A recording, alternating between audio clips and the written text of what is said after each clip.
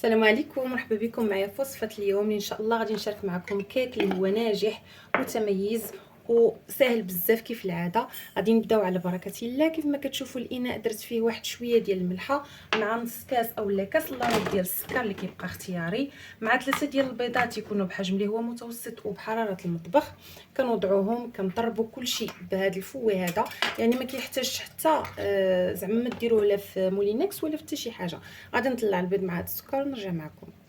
على هذا السكر غادي نضيف نص كاس ديال الزيت، يعني زيت المائده،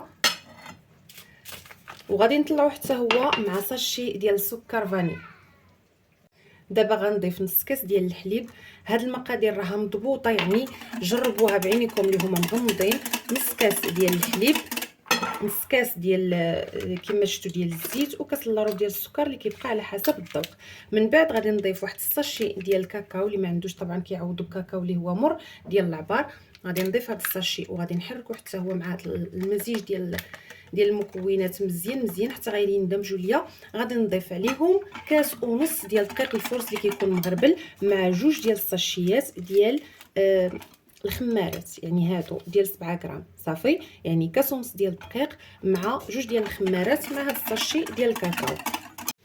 الكيك ديالي صافي ها هو واجد. كيف ما كتشوفوا القوام العادي ديال الكيك، غير نتوما ما تفوتوش هاد المقادير اللي قلت لكم، اللي هي مقادير مضبوطه وغتعطيكم نتيجه اللي هي ناجحه. هنا كيف ما كتشوفوا كنضيف واحد القطرات ديال الخل اللي كيعطينا طبعا ديك التفشفيشه اللي كنقول لكم دائما ديال الكيك. صافي هنا موجده الاناء ولا المول اللي غادي ندير فيه الكيك ديالي. كيف ما كتشوفوا مول اللي هو مستطيل، ممكن انكم ديروا المدور.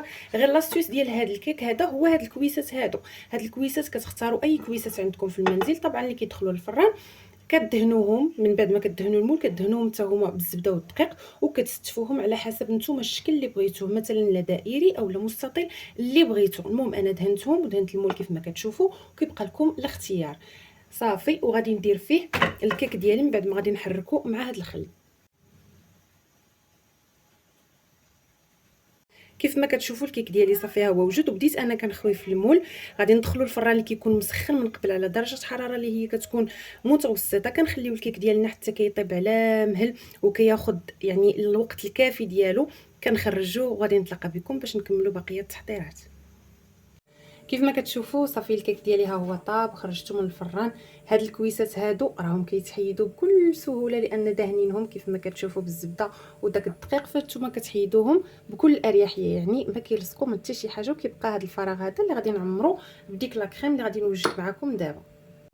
قبل ما نوضعوا لا كريم اول حاجه كنوجدوها هي واحد السقوه كنديروها لهاد الكيك هذا باش كيجي لنا هشيش وفتي.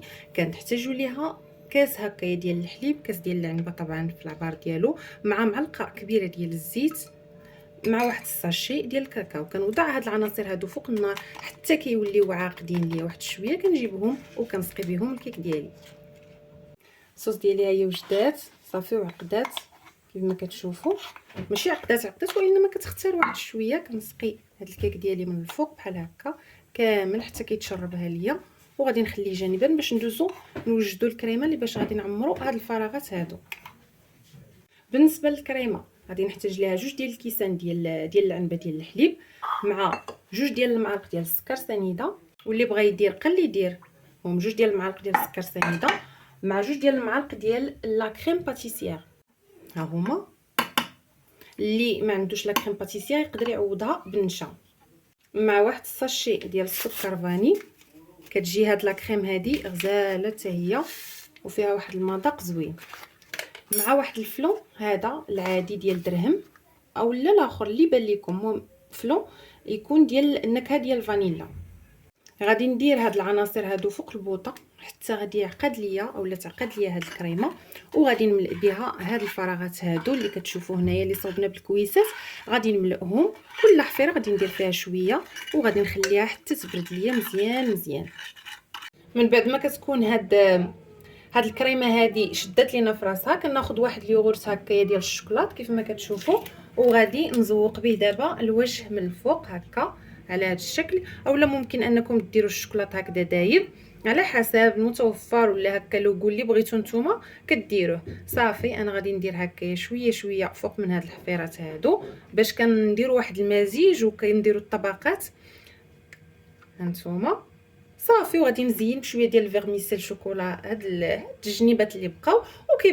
هذه كتبقى فكره، وكيبقى لكم الاختيار طبعا على حسب الاذواق وعلى حسب المتوفر.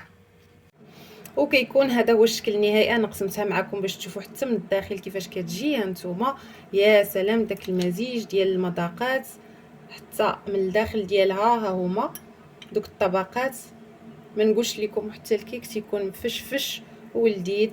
الفيديو ديالي وصل للنهايه ديالو. كنتمنى ان الفكره تكون نالت الاعجاب ديالكم. تجربوها علاش لا. ما تنسونيش بلي لايك للتشجيع. الى اللقاء مع فيديو جديد ووصفه جديده ان شاء الله. مع السلامه.